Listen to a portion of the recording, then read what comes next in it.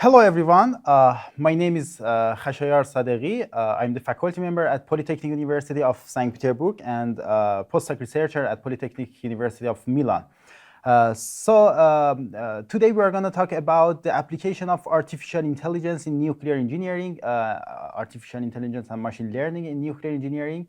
And I hope that this topic will help you to find a good direction for your future education and career. So first of all, before talking about the application of artificial intelligence in nuclear science and nuclear engineering, we should know the main directions of nuclear engineering, how many different topics we have in nuclear engineering that artificial intelligence can be implemented on them. We have many different classification and different directions, but the most common is demonstrated here in this slide. The first direction is neutronic analysis of reactor core. We have many different programs and code for that. After that, thermal hydraulic analysis of reactor core. Of course, we can use artificial intelligence for both of them. For neutronic analysis, we'll talk about a case study of that today. Thermal hydraulic analysis also is a very important topic for that. Safety of nuclear power plant. That I can tell you that this is the most important part of nuclear engineering that artificial intelligence can be implemented to that. So safety of nuclear power plant, analyzing different accidents, local, LOFA, we are going to talk about them. Thermomechanical evaluation of nuclear fuel, also artificial intelligence or AI, easily can be implemented to this topic for different applications, like for example, for selecting the damaged fuel and fuel assembly in the nuclear reactor or the other things. Shielding and physics of health, of course, AI really can help us in that field. And finally, a very new topic, non-electrical application of nuclear power plant. I mean new topic, I mean application of AI to the non-electrical application is very new, and you cannot find many articles in that field in the literature, and I will give you some information about this topic. So before talking about application of AI in different fields like neutronic analysis, thermal hydraulic analysis, or safety, let's have a view on the general scheme of and different steps of application of AI on nuclear engineering. So we we should provide a data set for our AI algorithm. And this data set can be produced into two ways. One of them is using some programs and codes and simulation, and the other one is some kind of real data set by experimental tests and process. So in nuclear power plant and nuclear reactor, the first option, I mean using different codes for producing data set, is very common because testing different process in nuclear reactor is not very common and is not very available for our researchers. And producing data set from a real case is very hard because of many different problems, such as cost and in addition the safety aspects of the test. So the first option is very common, and if you find information in the internet, in the journals, you can find the data set based on simulation and developed programs. So by obtaining this data set, we should train the algorithm, and by training this algorithm, we can model the we can develop this algorithm and use this algorithm for predicting the different processes in the nuclear power plant. For example, you can predict the accident, you can predict the mass flux, you can predict the temperature of the coolant in the reactor, and then you should evaluate this let's say this predicted number and predicted value. So when you evaluate it, you have different methods for that. For example, MSE, mean square error, and the other criteria you can select for your work. It depends on the type of the work, and then you will evaluate the accuracy. If the accuracy is okay, then you can say that you have developed an AI model for nuclear engineering. So the first case that we are going to talk about it is application of AI in nuclear analysis and nuclear aspects of the reactor. In nuclear physics, the most important goal is obtaining the, neutron flux density and the distribution of neutrons in the reactor. So, of course, we can use AI for predicting the distribution of neutron in the reactor, and for obtaining the data set, we have many different methods. For example, we can use some codes for light water reactors. We can use some programs like WIMS, citation, parse, or sometimes we can use Monte Carlo approach for evaluating the distribution of neutron in the reactor, and then we can produce a data set, and then by training the AI algorithm with this data set, we can start to predict the neutron distribution in the reactor. But it's not very easy that I'm explaining you. You should consider many different points, and you should be professional in that to get the best result from implementing AI to physics of the reactor. So here I have put a very good reference for let's say an overview of the use of AI in nuclear physics. In this article, you can find many different application of AI for let's say for nuclear physics. And the fundamental of this work is very clear. You should perform some programs or obtain some data from experiments, and then you should train your algorithms, AI algorithms, and then you can predict your parameters and then evaluate the parameters. It's very, the fundamental is same as the other application of AI in the science. But here you should consider many different points in producing data set for training the AI algorithm. As a first case study, I'm going to talk about the article that is mentioned here, the application of neural network-based deep learning method for multidimensional neutron diffusion problem. Here in this slide, you can see the neutron diffusion problem, and this equation is really hard to be solved, and because you have geometry, you have different materials, you have cross sections and everything. So it's a little hard to solve this equation by simple numerical methods. So what should you do? You will solve this equation one time forever and obtain a data set, and then train your algorithms, your AI algorithms, by the produced data set. And whenever you want to predict the neutron flux by this equation, you can use your trained algorithm, and you won't solve this equation anymore. So one time forever, you're going to solve this equation, obtain the data set, and train your algorithm by this data set.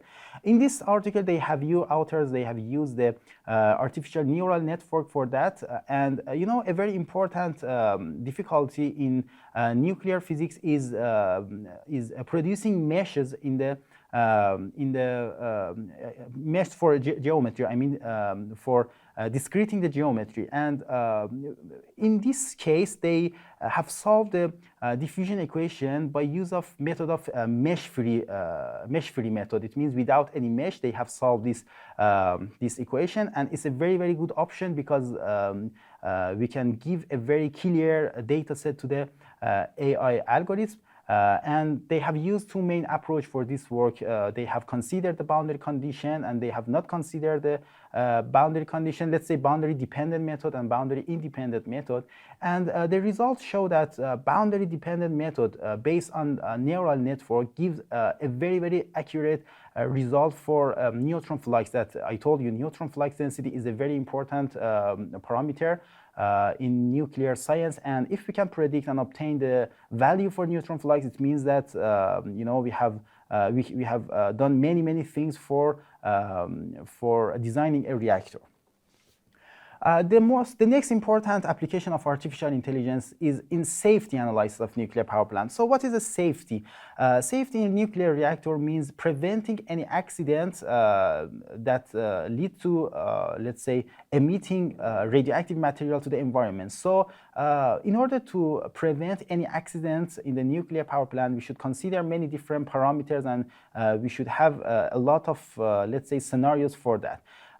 So first of all, we should prevent this accident. It means that we should design the reactor in a way that never we won't have any accident. But of course, sometimes we have some anticipated operational accidents, and we cannot, prevent them. So we should think about them before designing the nuclear reactor, and we should have some scenarios for controlling the accident in this situation. After that, we should control the accident, and sometimes the accident will be progressed. So we have emission of radioactive material, and this kind of accident is called a severe accident, and we should prevent severe accidents. Severe accident, like for example Chernobyl or Fukushima, they are two important examples of severe accident. And finally, if you cannot control anything, if you cannot control the accident, you have to mitigate the consequence of the accident. So it's very important. You can see that it's very important to prevent any accident in order to get to the severe accident. If you want to prevent any accident, we should predict the accident in the first phase of the accident. For example, in 2 seconds, 3 seconds, 10 seconds, we should predict the accident, and we should, let's say, think about it, and let's say we should try to stop this accident. Artificial intelligence is a very good tool for this problem. I mean, using the AI, we can predict some accidents in the reactor in a very, very short time, in 2 seconds, 3 seconds. And it can help the operator to avoid, to make the best decision. You know that in the nuclear reactor, nuclear power plant, we have a control room, and the operators usually sit there to control everything. And sometimes when you have an accident, you will have many different alarms, and you will get confused. What should you do now? Of course, computer can help you, but the last decision will be taken by the operator, and AI can help this operator to make the best decision in a very, very short time. Here in this case, I have provided an article for you, the accident detection of a PWR fuel pin during unprotected loss of flow accident. We have many different types of accident. The most important accidents in the reactor is loss of flow accident, or LOFA, and loss of coolant accident, or LOFA.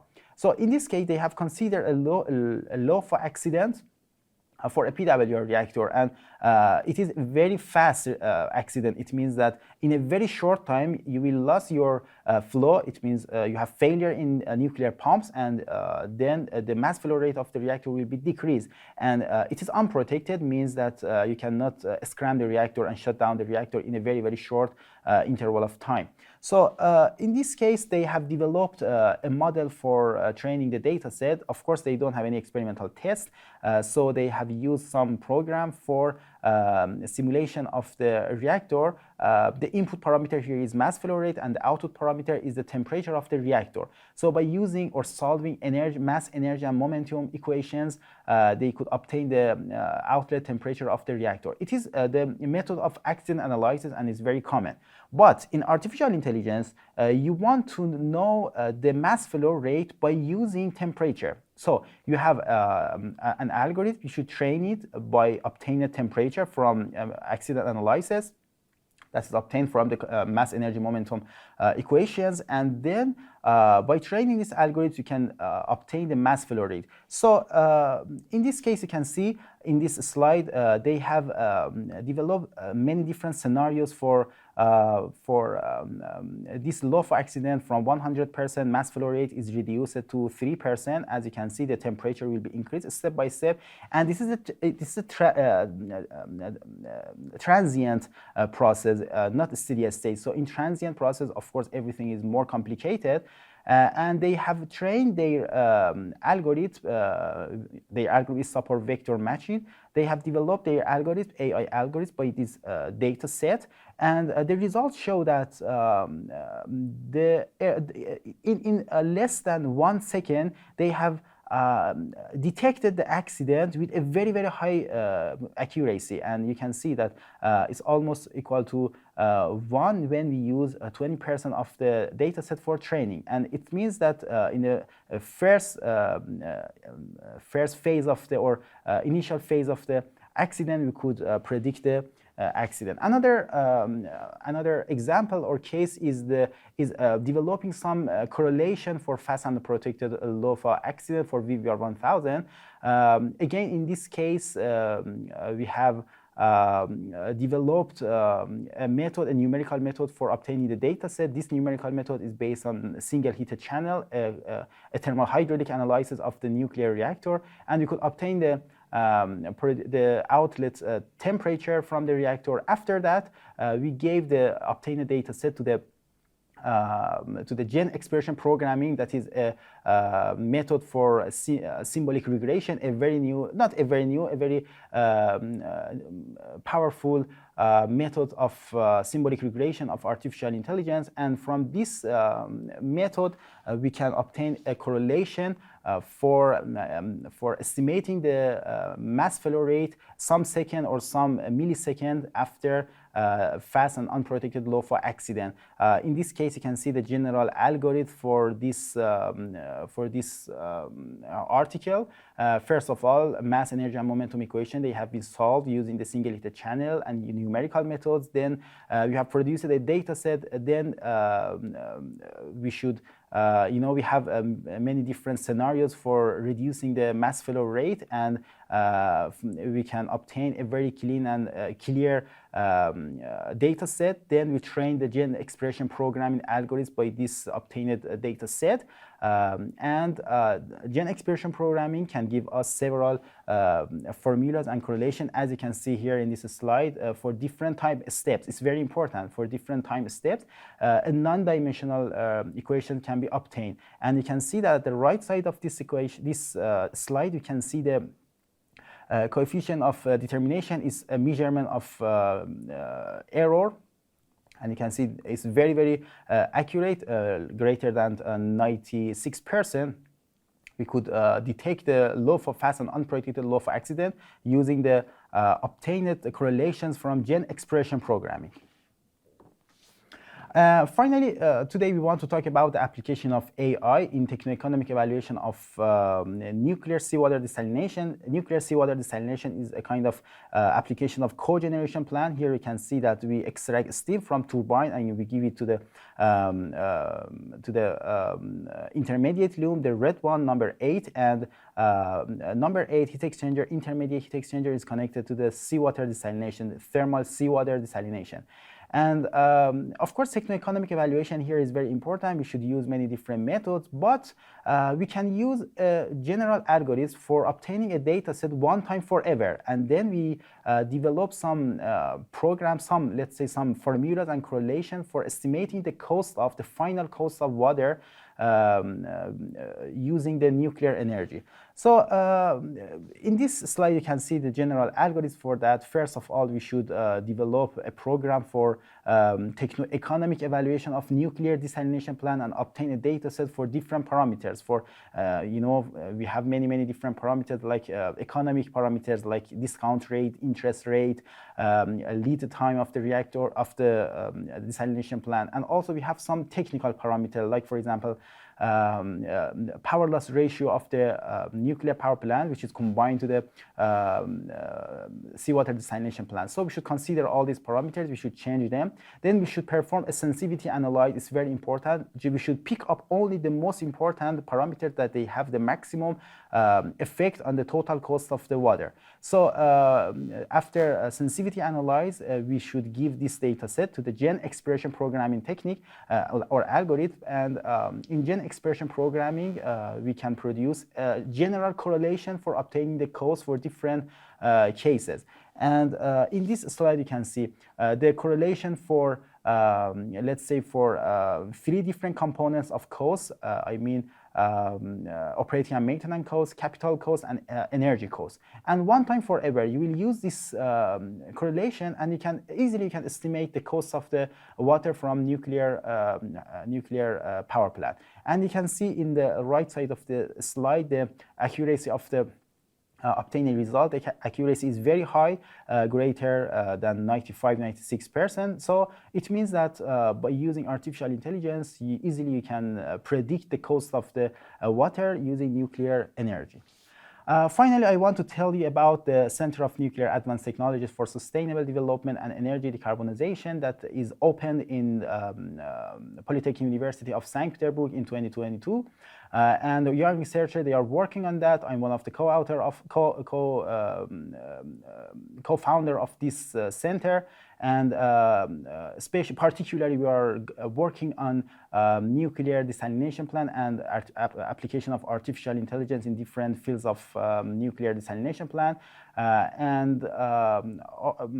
We have many different publications in that field, and I think that it would be a very good direction for your future education and for your future career if you are interested in that. Thank you very much. I hope that you gain enough information about this topic, and have a good day.